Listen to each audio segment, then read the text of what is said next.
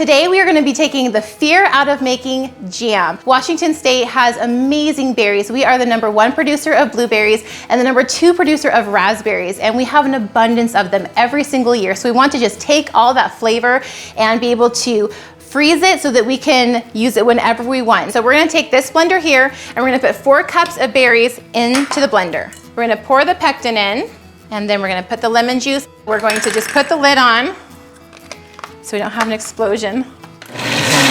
There we go. Now that's about all I want. So you can see there, the texture is still, it still has some thickness to it there.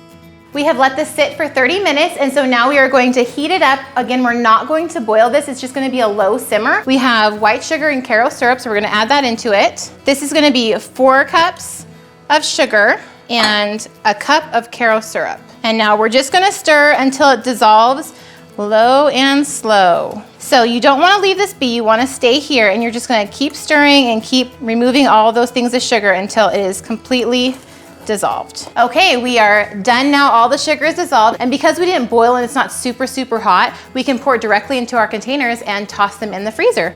Let's do the taste test on this.